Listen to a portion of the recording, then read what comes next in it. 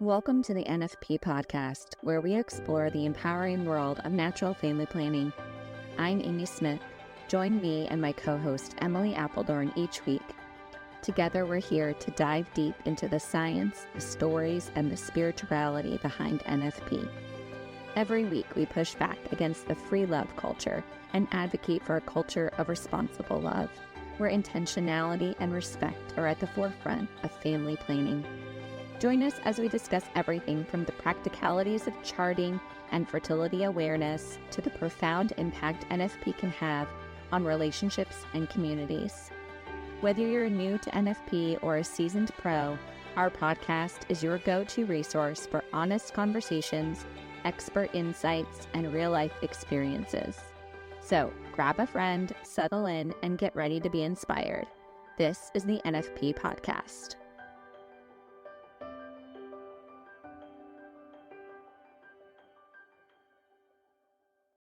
All right, guys, welcome back to the podcast. Hi, everyone. So today, Emily and I were chatting, and I had shared with her that I tried to get on to record Moses' birth story like probably a month ago now, and I couldn't. It just felt weird. So I asked her to come on with me so we could do it together. So I'm going to kind of share Moses' birth story, and Emily can chime in with your own thoughts and stuff as we move along. So. Let's see here. So Moses was born on January 22nd at 7:06 in the morning. That's a Thursday morning. So backing up the Sunday of that week, I had started to have, probably for the last week and a half, almost 2 weeks before he was born, just feeling really heavy. And he had already dropped pretty low and just feeling pressure and heaviness. And that proceeded to increase as the time was going on. And then the Sunday, I think it was the Sunday before he was born, I woke up and I was having a lot of that bloody show mucus discharge, which I've never had before. I've heard women talk about it, but I didn't have that with Max. I didn't have that with the twins. Interesting. Yeah. But I remember my sister telling me that she had seen that as one of her signs that she's going to go into labor soon. So I saw that and I was very excited. And also started to feel just crampy is how I started to feel over the course of the day. Meanwhile, pretty much starting second trimester into the third trimester, I've had Braxton Hicks contractions throughout the day. Okay, not Did you have constantly. those with your previous pregnancy? No, I don't remember them at all. Definitely not with the twins. I don't know, not at all with Max. Wow. So yeah. Did it scare you? No, I think because I knew what they were, and and since I had them in the second trimester and everything else was always great, I was like, okay, well, this is just the norm. Right. And I've heard of women who just have them, the more babies you have, you can have more contractions. So I was like, okay. And I just kind of went about and did life, and nothing impeded me. They weren't super painful. I just ignored them. So anyway, so that was Sunday. That all started, and that mucus show was not going away. So much so that I went ahead and put on instead of just wearing a pad, I was wearing the mommy Depend diaper thing at that time because it just felt more comfortable, and it was also comfortable on my belly. So I switched to that pretty much the whole time. And anyway, kind of went about the day on Sunday, and I think it was Monday. Was it Monday or Tuesday? Maybe Monday. Do you remember, Emily? I texted you. Yeah. I remember I was I'd have to go back and look, but I remember I was in Mass with our mutual friend, Susan, and she said, "How's Amy?" And that was Tuesday night. And I think because I think everything went down on Monday, and then you said false alarm. Nothing. Okay. And so on Tuesday night, we were talking about you, and I was like, oh, I forgot to tell you. She said, it's not happening. Not happening. Okay, gotcha. Okay. So I might be wrong. I might be totally wrong, but I just remember being in Mass and talking about you. And I was either talking about you're in labor. I may have said you were in labor Tuesday, or I said, oh no, she said it's not happening. It was one of these. Yeah, I think it was Monday. I'm pretty sure it was Monday. I woke up and I thought I was going into labor. And this just seems so silly now looking back, but I thought I was going into labor and got the kids off to school. We decided to keep the twins in preschool longer that day because thinking I might be in labor so they can stay for a little longer.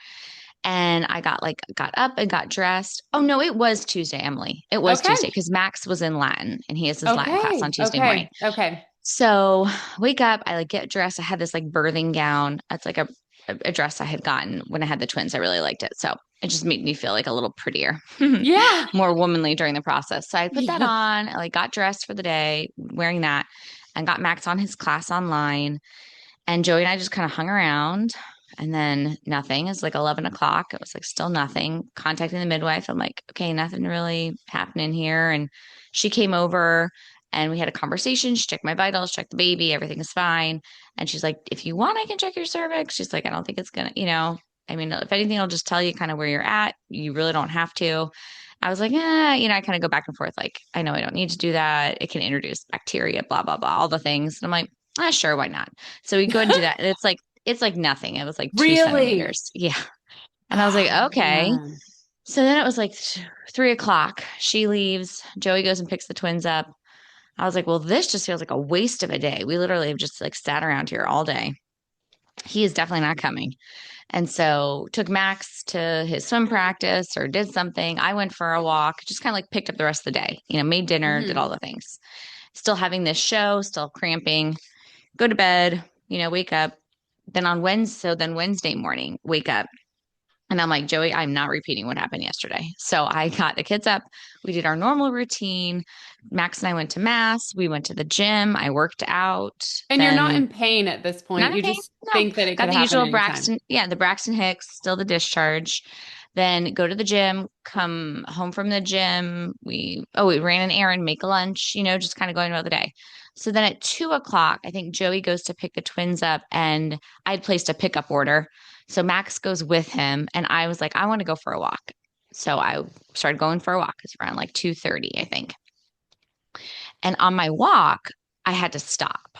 I was like cramping. It didn't feel like a contraction, though. It felt like a cramp and just this tightness, this heaviness. So this had increased, Monday, Tuesday, Hmm. Wednesday. Now it's getting heavier, feeling really uncomfortable. I'm stopping along the walk, like having to like kind of grab a mailbox and be like, ooh, like lower back tightness. So I call my midwife. I tell her what's happening. And she's like, do you need me to come pick you up? I said, no, I'm going to call Joey. He'll come pick me up. He's out doing an errand.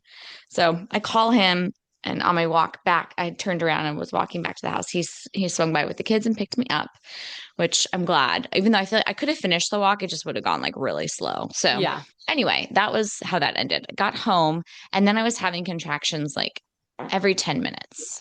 So this was probably, hey buddy, this is probably like what time is it? 3:30. Okay, little side note here. So this is a funny thing as a mom. I try to have like a burp cloth with me a lot. Yeah. And then I pick my child up after nursing and I just have the burp cloth in my hand and not on my shoulder. Then they proceed to spit up all over me. And meanwhile, I have the burp cloth here. And if I just put the burp cloth down and then put the child on my shoulder, this would not happen. But that's not how I do things. That would be the good way to do it. See? And then there we go. Spit up everywhere. Okay.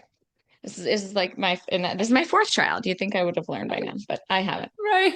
Moses, I have not learned, have I? Okay, so get back to the house. Now it's like, I don't know, 3:30 or so. I think, yeah, Wednesday night. Max does gymnastics at 4. So Joey takes him to gymnastics. I stay home with the twins, still kind of just crampy, updating the midwife. She's like, call me every 30 minutes or 45 minutes, give me an update. And then, 5 o'clock rolls around. I start making dinner. I'm just still kind of having the cramping. After dinner, I'm starting to like having to stop. I'm like, Joey, oh, like I can't talk, And I'm like, Hmm. oh, just that if you've gone through labor, you know what I mean when I say that. Like, Yeah. oh, no one talked to me. Ow. Okay. And then I'll just kind of go back and do the dishes, clean up the kitchen. And that proceeds, through bedtime, put the twins to bed at 7. Joey goes to pick Max up from gymnastics. We get him in bed. And now it's like 8:30 or so. We get him down. Joey and I are laying in bed. Keep in mind, we are not night people. We are very much morning people, like early morning people. So 8:30 is like our bedtime. And we're laying there, both dreading the fact that he might be coming soon because we'd much rather him come at like 3 in the morning, like labor to start at 3 in the morning than to start at like 9 at night. So anyway, hi. So anyway, call a midwife and tell her like, yeah, they're probably about 10 minutes apart. Nothing feels that intense. Nothing has changed really. And I'm having to kind of pause, but what should we do? We tell her like, we really want to go to bed. And she's like, well, why don't you do that? She said, just try to go to bed. And if you go into labor, call me when you go into labor. I was like, okay. So we did. We went to sleep around 9, 12. I had woken up probably every 30 minutes when we went to bed with a contraction. It was enough to wake me up, but not enough to get me out of bed. Like I wasn't uncomfortable. It still felt good to lay down. And then at 12:30, I had a contraction. I got up, I had to go to the bathroom, and I came back and I couldn't lay back down. So I proceeded to just kind of pace around the room and got Joey up. Like 1:30. He might have already kind of been in and out, but I was like, hey, you need to call Julia. And that was my midwife. So he called her, and then she comes over at 2 with her whole team, which is like 2 other people. And then we also had a photographer at our birth. So she also got there. And so in comes, I'm like, I'm in my room. I have photos from the birth too. So I'll drop them into the video as we're They're talking here so so people can beautiful. see them. Yeah. Really And beautiful. that was like, we don't get photographers for family photos every year. Ever. Joey does not like to spend money on that. So I use like my phone to take pictures. But this, I was like, please, can we have photos? So I don't want you to sweet. be taking photos. I don't want to ask Julia to take photos. Like, but this is such a special thing. I want to have people here. Oh, so I'm having a home birth. Sorry, I didn't like lead with that. So everyone knows. So this is happening at home. So I'm at home and I'm laboring. And then in comes Julia and her team. And I joked, I was like, you guys, Joey and I were just like amazed. They like turned our room. I don't know how they did it. They just set everything up in a matter of like 2 minutes, it felt like. I was like, you guys are like Crazy. birth ninjas. They just kind of like came in and did their thing.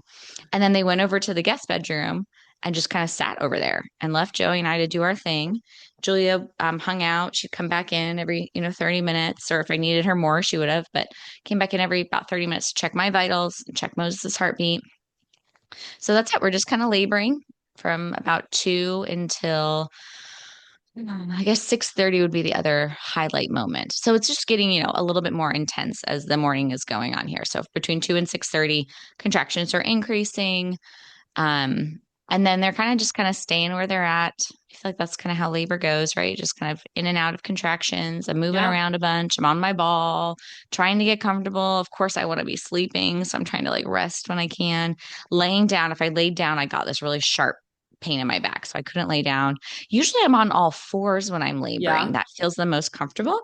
That did not feel comfortable with him. Instead, I was like standing. I do have a picture. She had gotten a couple of pictures of me in this position too, so I'll put an image up. But I had 2 stability balls. I had a bigger one and a small one, and what felt good was just to stand against the wall with the small one on my back, and I would just Mm. kind of sway or turn around and lean on it, and Joey would give me back compressions, or I'd squat with it too. I was just trying to squat and move and lunge and walk and be upright. So that's what I was doing during that time. Well, then 6:30 rolls around. Now this is Thursday morning at 6:30, and he's like, I feel like nothing has really changed. It's the same labor pattern from 2 to 6:30. And Joey says, okay, Amy, I'm going to call my dad and have him come over, give him a heads up because the twins are about to get up just after Max is about to get up at 7. The twins are about to get up at 7:15, 7:30. And then they got to get to preschool. And Max has co-op on Thursday morning. So of course, like Thursday morning is like the day everyone's supposed to be out of the house at Yeah. 9. And so he's like, I'm gonna call my dad. So he calls his dad. And I'm looking at the clock. I'm like, Lord, what's going on here? And Joey and I are just chatting, like, okay, I guess like labor just we're pausing this. I'm gonna go downstairs, get everybody breakfast, pack up backpacks, and get them out the door. Like, I guess so. Well, then 6:45 comes around. So 15 minutes later, I had been wearing that, like the same thing, like the mommy, diaper thing or whatever, just to catch mucus and stuff. And I didn't even know it was, I mean, I couldn't even say like this was like an active decision on my part. It felt right the next thing. I took that off and I went over to the bed, and now I was on all fours. And that's when I went into transition and I said the quote unquote like magic words of like, I can't do this anymore, which I feel like is just the best sign that like baby is coming. Baby's coming. So I said that. But the only discouraging part about it this time was like, I said it, I felt excited, but then I also felt a little discouraged because I'm like, I don't feel different though. It felt like when I had that with the twins and Max, like I took a corner. I didn't feel like I was taking a corner. There was so much pressure down there. It felt so uncomfortable, especially that last like probably hour and a half, 2 hours. Um, And so I get on the bed and I'm like, okay, nothing's happening. I'm having some really intense contractions, definitely at the point of the transition. And then it stops and it's like a lull, like the kind of the eye of the storm, it's like quiet. I'm still, I'm just trying to like breathe, control my breathing. I'm getting really like intense, it feels really intense. I'm trying to work through the intensity, not be too chaotic. Max comes in the room at that point, and then I push and the water goes, his water ruptures. Julia, my midwife, and her team, she was like, whoa, it scared us. She was like, we like jumped back. I was like, I was not prepared. That was just water everywhere, which is funny because his name is Moses. It's like out of the water. And there I he never comes. thought of that. Yeah, I know. I didn't think about it because everyone thought, oh, did you have a water birth? That'd be appropriate for Moses. I'm like, no, I don't like water births. But he did come out of the water and that like his sac broke right before he came. So Wow. the water broke at 7. And then at 7, I think the time is right, maybe 7:02 or something. And then his head came out. I pushed again, his head came out. And then at 7:06, he's all the way out. And Max comes back into the room. I don't know. I have to ask the photographer who we had met before. She had met our family before she came in for the birth. She had already met Max and she saw Max come in. And so she was kind of chatting with him a little bit, explaining what was happening. And I had talked to him beforehand. He really wanted to be there. So just as for everyone listening, he wanted to be there for the whole birth. But we had told him, if I go into labor in the middle of the night and you're sleeping, we're not going to wake you up. He's like, okay, which is what happened. And that's kind of what I wanted to have happen. I wanted us to have him and then the boys wake up and he's just here, which is exactly what happened. So it was a huge Amazing. miracle, a blessing. So anyway, Max was there for the water to break, and I guess that kind of startled him. And so the photographer said he like went downstairs and just like kind of gathered himself a little, came back up, and then he saw his head come out, and he's like, Oh. "Whoa!" And he like stepped in the right next to my bedroom is the office, and he like stepped into the office, took a couple deep breaths, and then came back into the room, and he saw Moses come out. And he's got this big smile. I shared that picture with you, Emily. Yes, I'll it's share that picture so with them too. It's the adorable. sweetest. Yeah, it's the sweetest picture. Max had been so excited about me being pregnant with Moses and talked to him all the time in my stomach.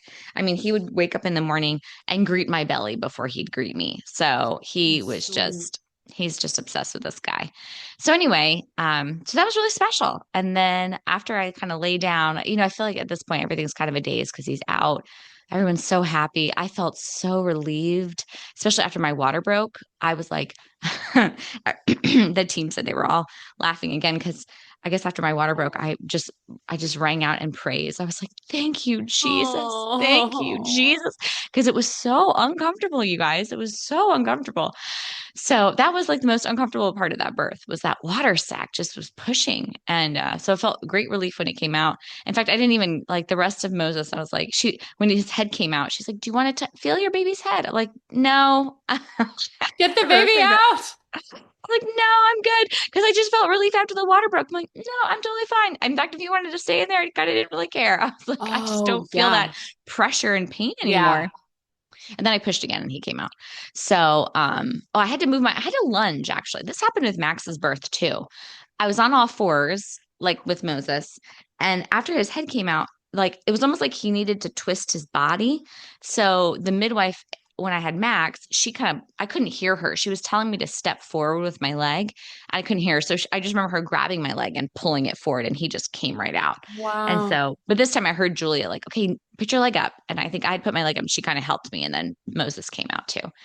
So yeah, I picked him up and it Oh. was, yeah, so great. And Joey was just like the best. Yeah, it was so funny. So different from your first birth to Hmm. now, I think maybe you and I have talked about this, Emily, I can't remember, but and I've talked to other women about that. Like, it's amazing to watch, and that's why I like the photos too. But to like have your husband watch you, and then to watch him watch you go Yeah. through birth, it's like a level of admiration from your spouse that I just have never experienced, Joey, except for when I was coming down the aisle at our Oh. wedding. I don't think I've ever experienced him looking at me like that. Like just Yeah. this kind of That's a awe good and point. wonder and like excitement And now he's not like startled by what he's seeing either. Cause I remember at Max's birth, a lot of it was like these like big, like deer in a headlight eyes of like, Right. what is like, there's so much coming out of you. What's going on? What should I do? What do you want to do?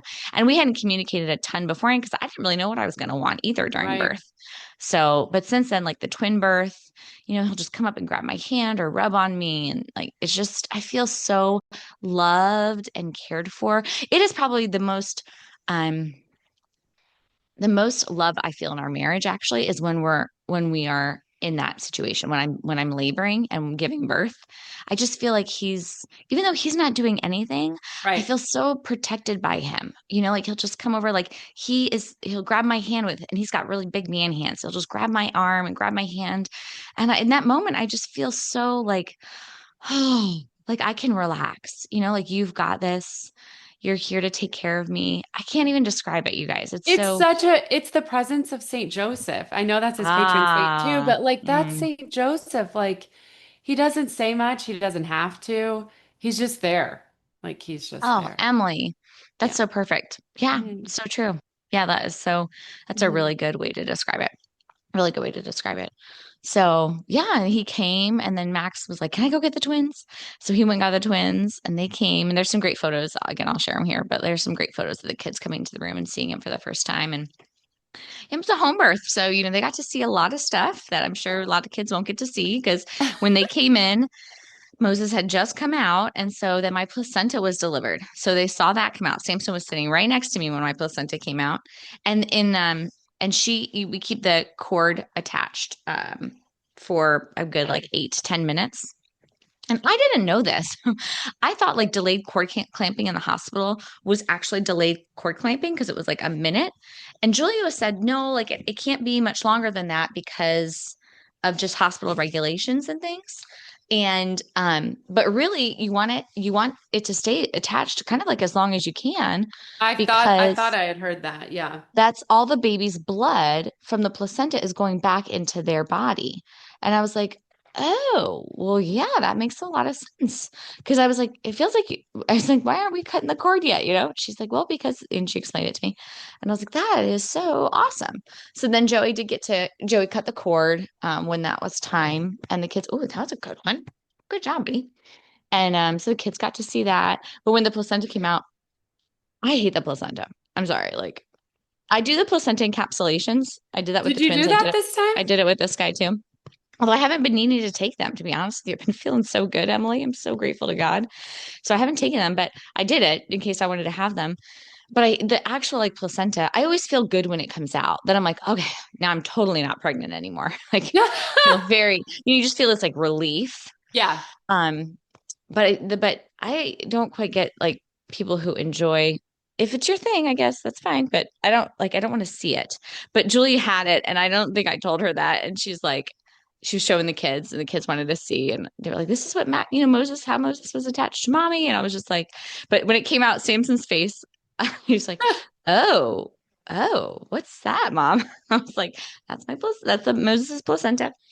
So anyway, then the after part was actually really it was just so special. So my father-in-law had arrived like almost right when he came out too.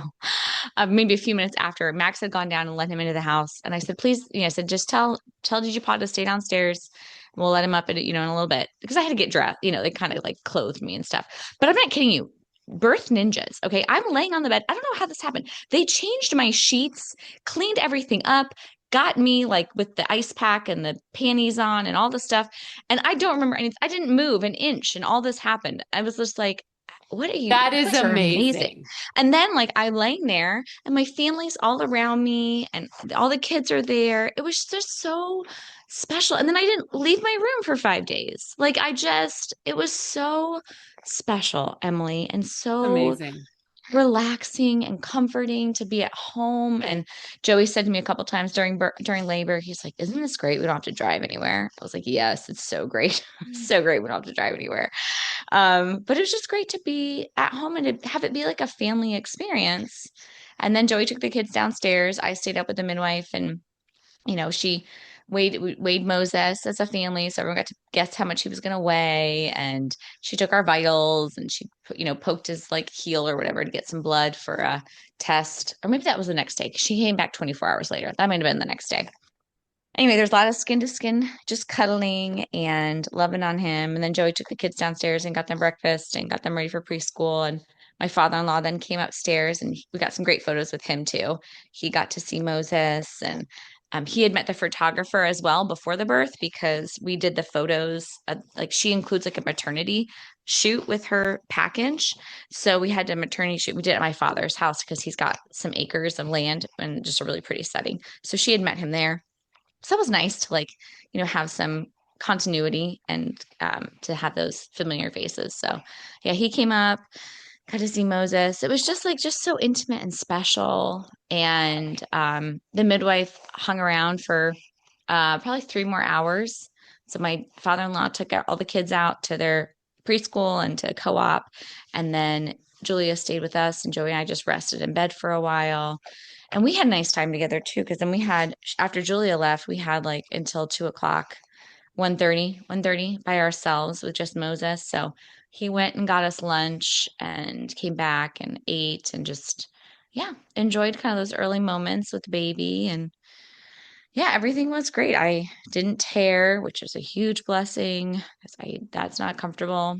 And yeah, and he's just been healthy. We nursed right away.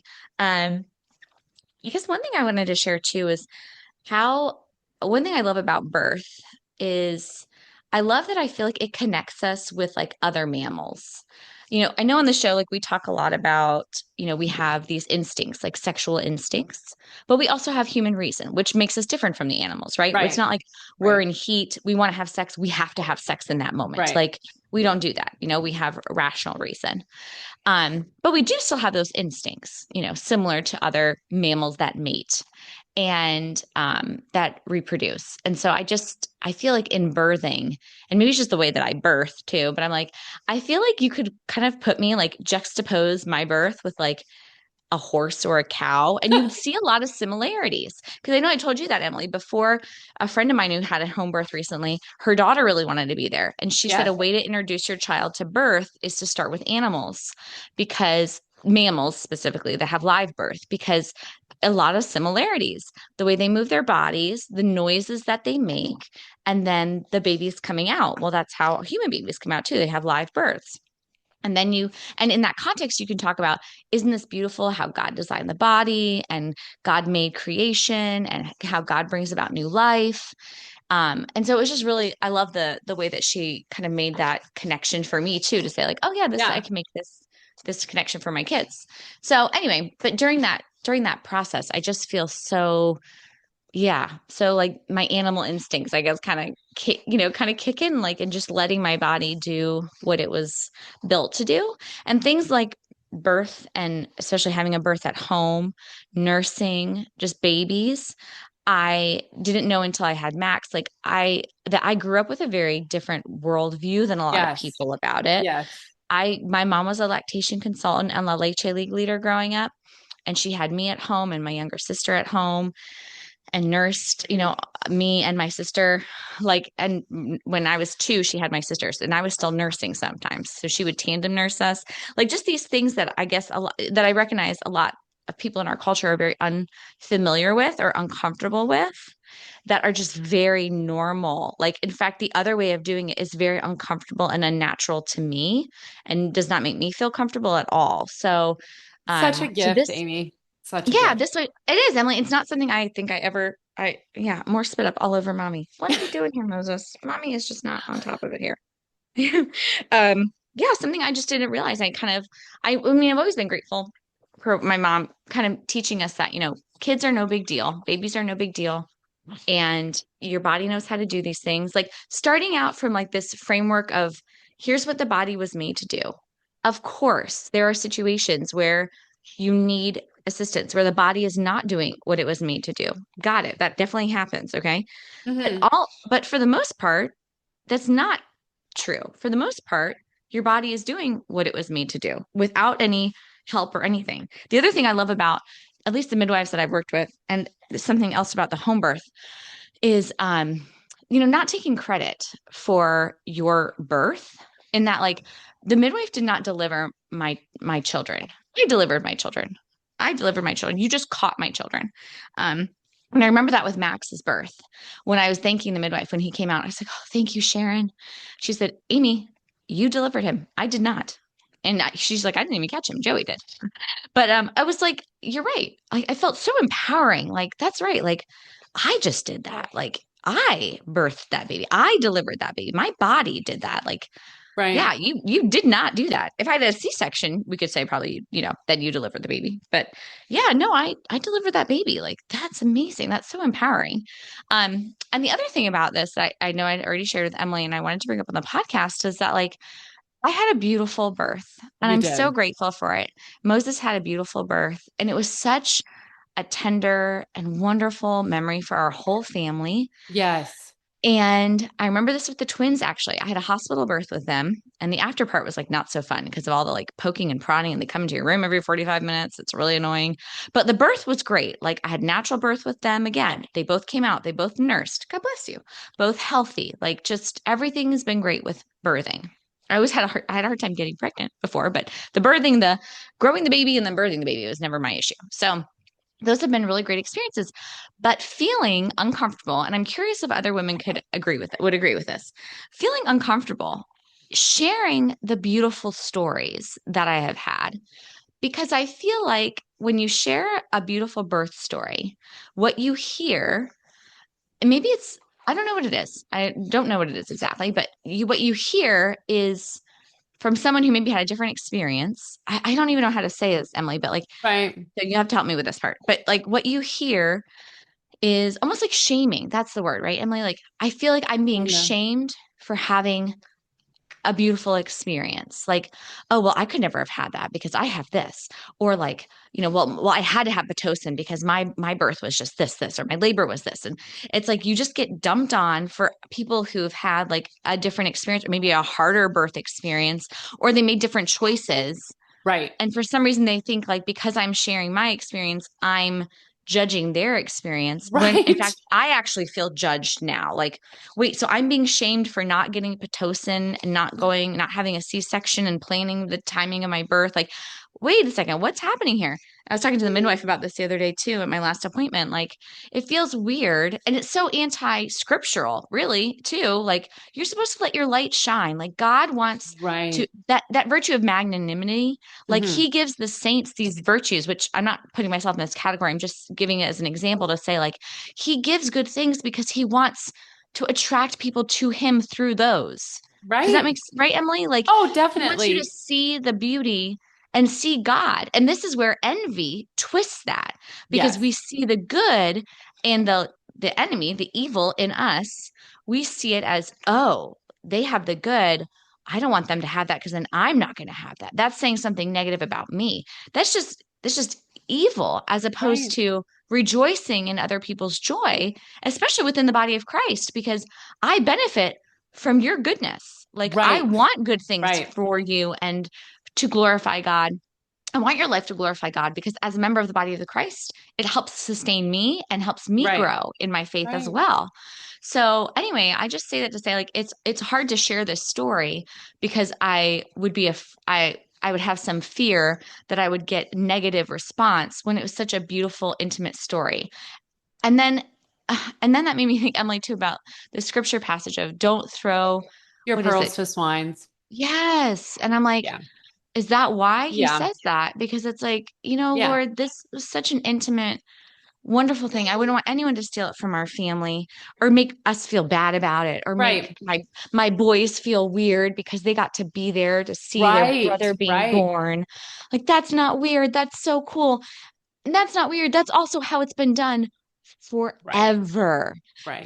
forever. So it's almost like I feel this like need to say, you guys are the new kids on the block. So Mm. everyone that wants to do like the Pitocin, the C-section, the in the hospital, like self-selecting into all these things.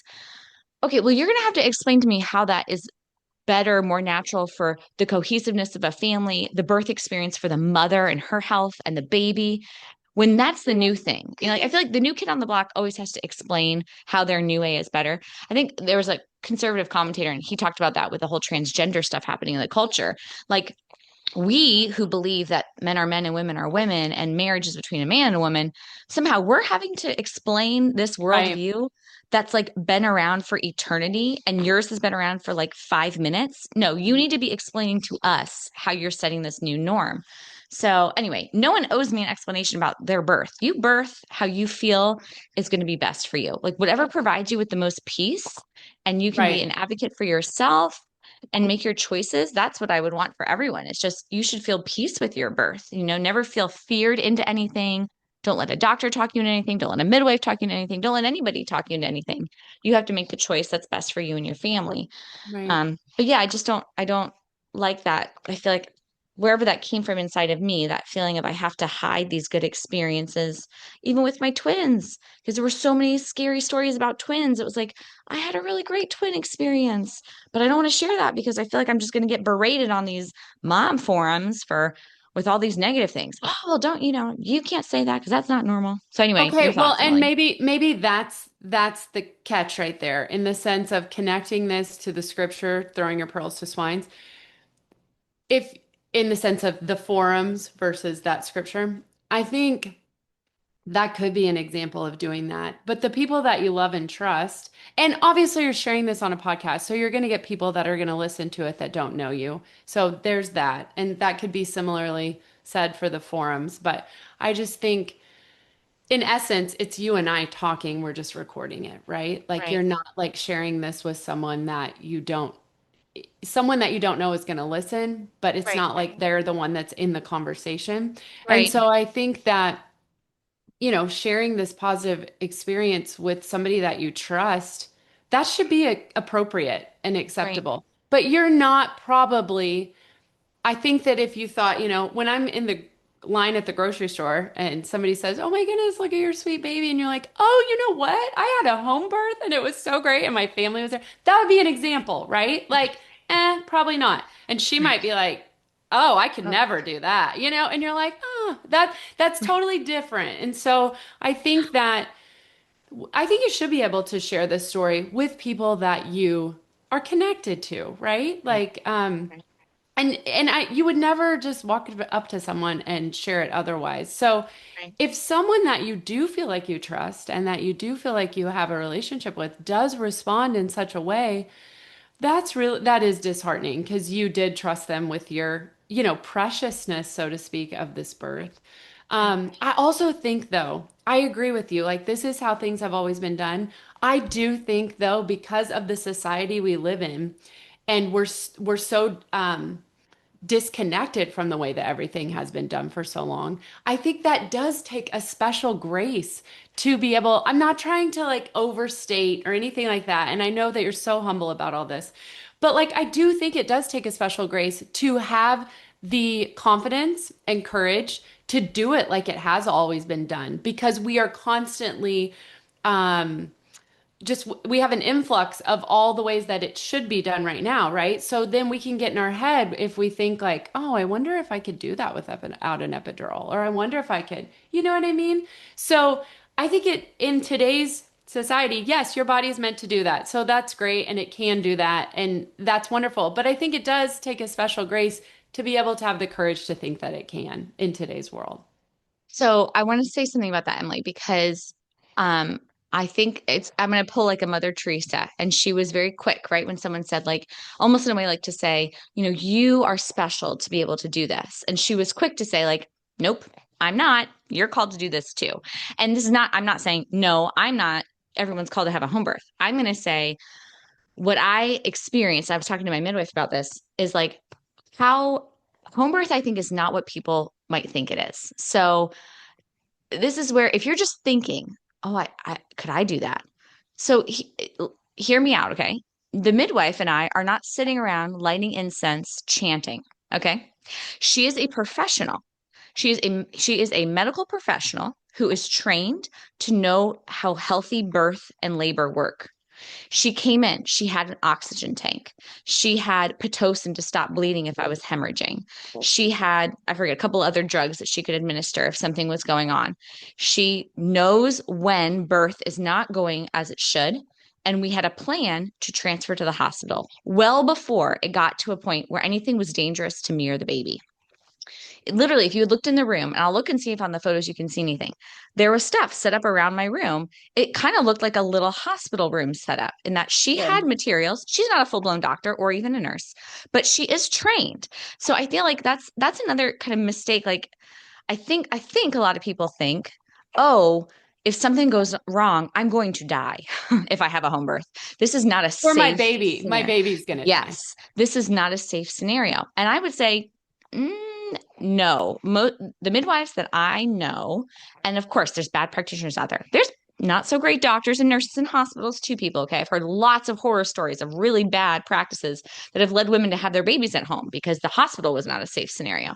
So I would just say, like, if you're curious, interview a midwife, ask about it, think about the plan.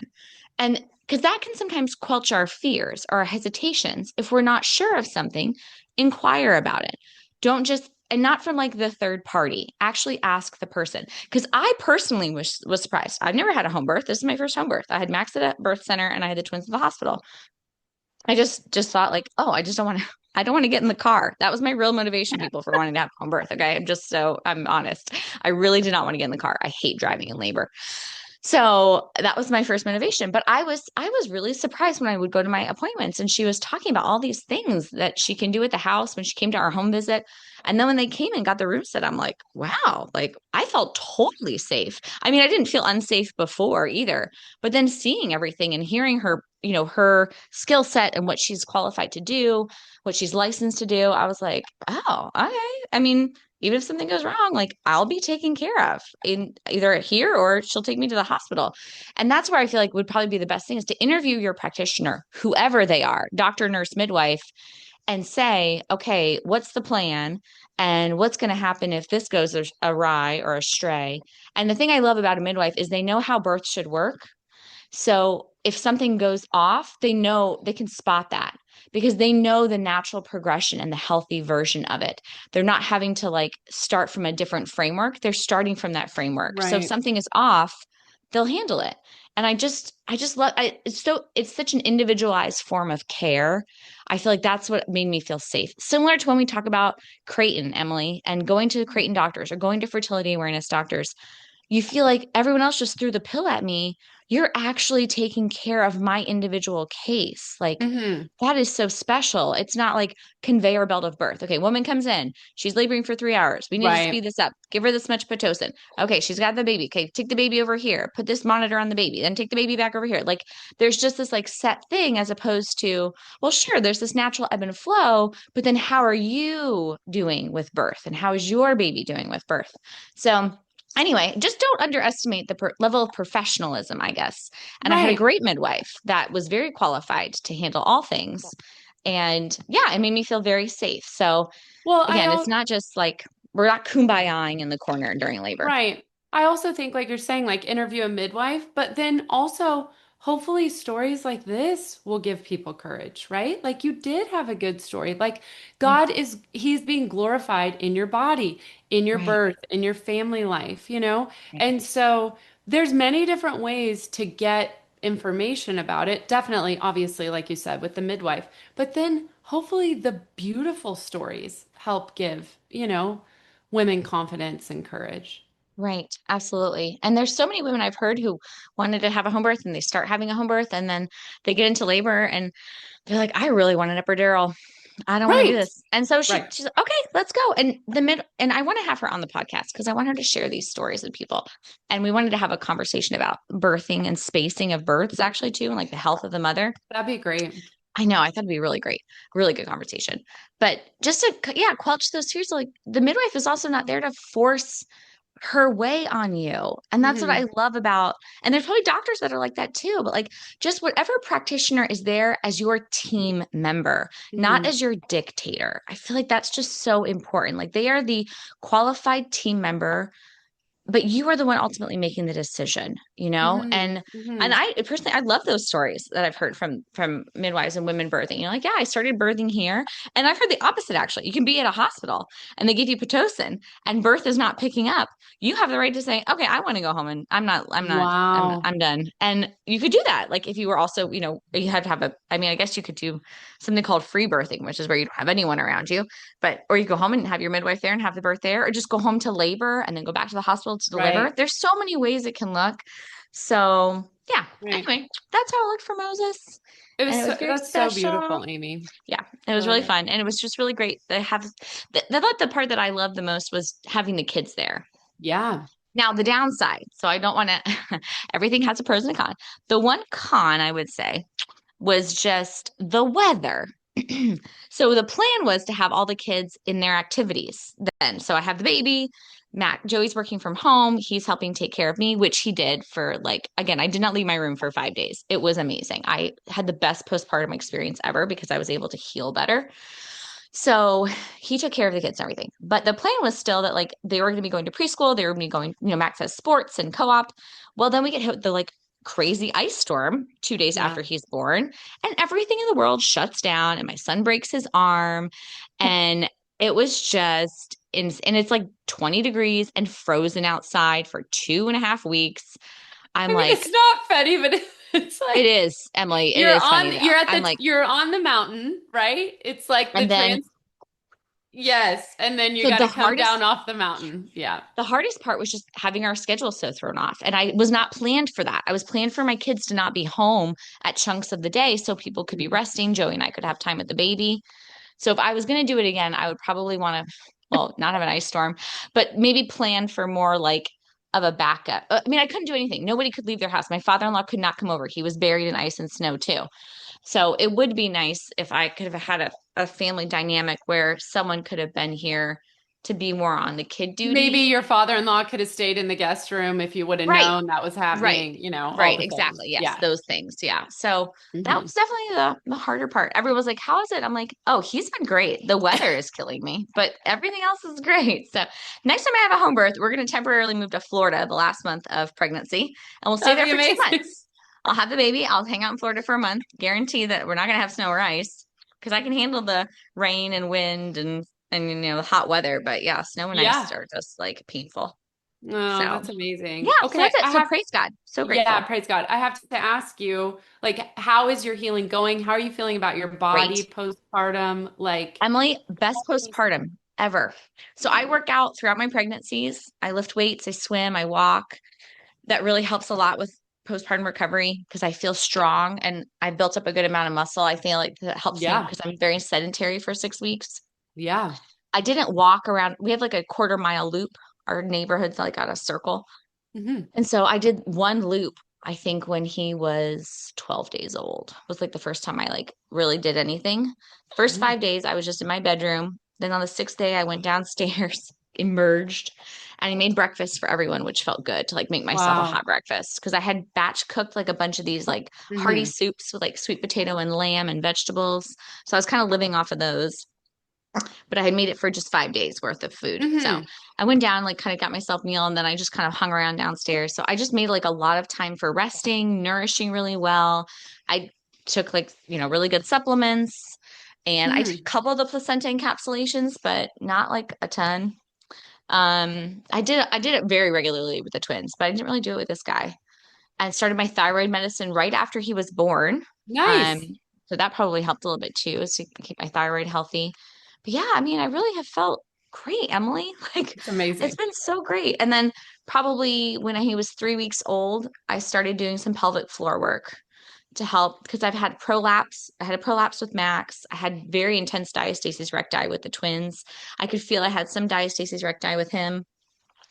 And so yeah, I just started doing my pelvic floor. I got up like I was sleeping well enough that like I could get up 30 minutes before he got up. And I just went downstairs. We have like a little area and I just had my bands and just doing my pelvic floor stuff. And then when I went for my 6 week appointment, which was really kind of like a 7 week appointment because she couldn't get me in right away. So the 7 week appointment, she checked and my diastasis recti is like pretty much down to like one finger, which is normal. Oh, That's what praise everyone's God. feels so good, Emily. I'm not heavy. I don't feel heaviness. I feel That's good. Like I've had a amazing. lot of, I got these, I got like it's interesting. This is something I didn't do before, but I've done this before. So I kind of knew what I wanted to try this time.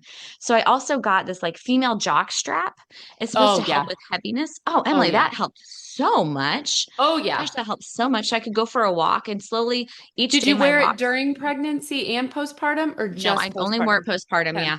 Only when I was going for a walk, I would wear it. Mm-hmm. Um, and then at night, I use like a TENS unit, an Yeah. internal TENS unit.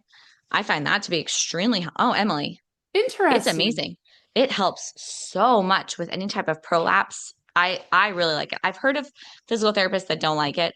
I find it very helpful, especially because I'm not in a season where I can be going to physical therapy appointments. So No, I right. know the exercises I need to do. So I do those and then I use that at night. And that's helped so much. So yeah, I mean, I'm That's feeling great. I just awesome. started lifting weights again, feeling good. I'm walking, but yeah, so I'm feeling really, So really great. blessed, really good. Yeah, nourishing well. Yeah, like I said, I was using a lot of magnesium to help with, bowel movement regularity in the Yeah. first Oh, couple of yeah. weeks too. And that helps kind of soften stool. So it makes bowel movements easier. And so you don't have to take medication. And then what I want to do next, because I know we have to go, I have to go get the kids. But I'd love to I want us to have an episode. We need to talk next about postpartum intercourse, because that's where I'm at now. I want to talk about family planning postpartum Oh, yeah, and yeah, yeah, yeah. Yeah. because I'm Now I'm trying something remembering new. what you're specifically referring to. Yeah. And Yeah. about that first intercourse with your spouse after you have a baby and kind of what that whole experience of, because I feel like God's grace has just really blessed our marriage during this time of abstinence Yeah. with healing, because I really wanted to heal well and just really has brought us together. Because I think sometimes we romanticize abstinence in NFP to say, like, oh, it's this time you're apart, you grow fonder and closer together.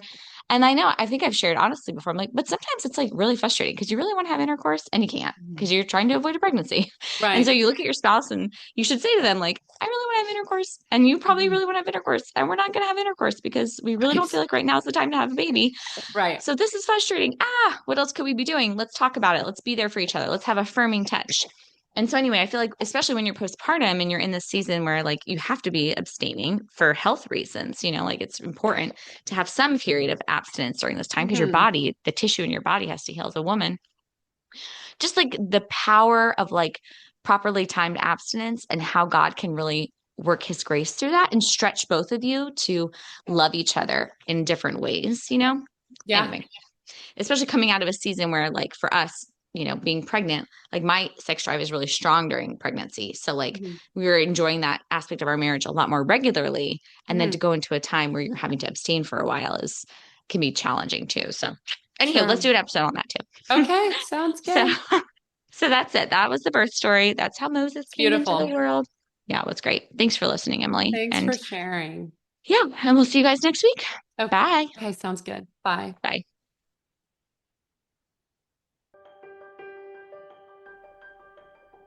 That wraps up another episode of the NFP Podcast. Thank you so much for joining us today. We hope you found our discussion enlightening and empowering. Don't forget to subscribe so you never miss an episode. We'd love to hear from you. Please connect with us by sending us an email with your questions and stories to thenfpshow@gmail.com. We'll be back next week with more insights, tips, and heartfelt conversations about natural family planning. Until then, love responsibly.